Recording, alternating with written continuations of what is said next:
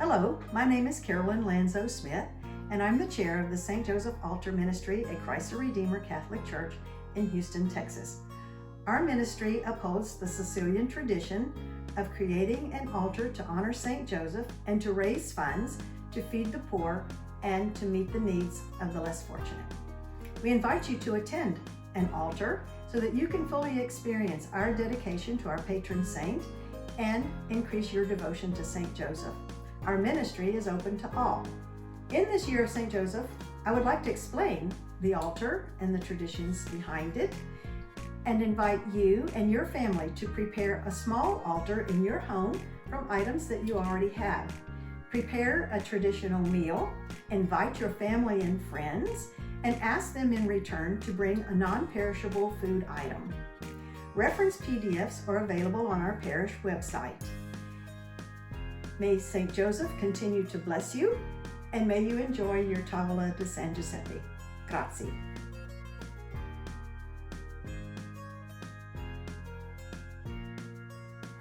The origin of the St. Joseph altar, La Tavala di San Giuseppe.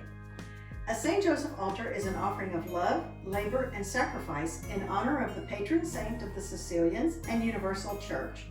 Reasons for having the altars vary: to fulfill a promise, to give thanks for a favor granted, such as the safe return of a loved one from war, for healing the sick, for a happy family, for success in studies or business.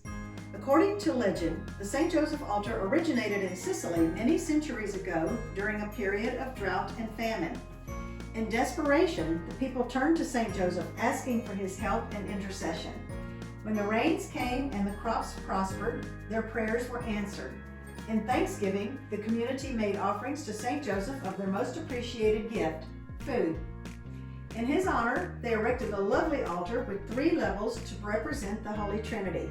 They draped it simply and beautifully in white, adorned it with flowers, the finest grain, fruits, vegetables, seafood, and wine.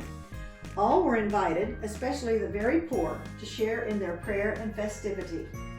The custom and devotion continues to this day. Each year, altars laden with food are prepared on or near March 19th to celebrate St. Joseph's feast day.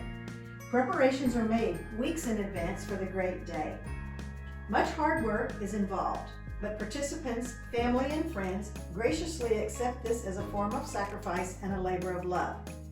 Family and friends spend many hours shaping and designing the elaborate loaves of bread and cookies which decorate the altar. Quite a number of these items are symbolic. The large golden brown bread is rolled and twisted into wreaths representing Jesus' crown of thorns. Large pastries filled with crushed figs are shaped into various religious symbols. Colorful eggs and almonds foretell the coming of Easter. The traditional cookies are everyone's favorites. Fig cookies, or cucciolati, are made in lovely patterns, large and small. Giugelani, which are seed cookies. Biscotti, rings and knots in various shapes and sizes, iced in pastel colors, flavored with almond, vanilla, lemon, anise, and other spices. The pennellati are pastry kernels mounded with caramelized sugar into pyramids, which represent the pine cones Jesus played with as a child. There are also many cakes with religious symbols included. In addition to all the wheat products, there's a great display of fruits, vegetables, and a variety of seafood. No meat is ever served on a St. Joseph altar, perhaps because the feast day occurs during the Lenten season, or because there was always a scarcity of meat. The few goats and cattle were retained for their milk and cheese. Pasta Molinis is the leading entree on the altar. The sugo, or sauce, is made with a fish base of anchovy or fresh sardines, wild anise greens, pinola, and currants, topped with fried, seasoned breadcrumbs called medica instead of cheese. The breadcrumbs represent the sawdust of St. Joseph the Carpenter. Most of the vegetables, finocchia, which is fennel, broccoli, spinach, green beans, cabbage, cauliflower, are prepared as frittata or omelettes. Stuffed artichokes are a major attraction. The carduni, or cardoons, are delicious boiled, then dipped into a batter and fried.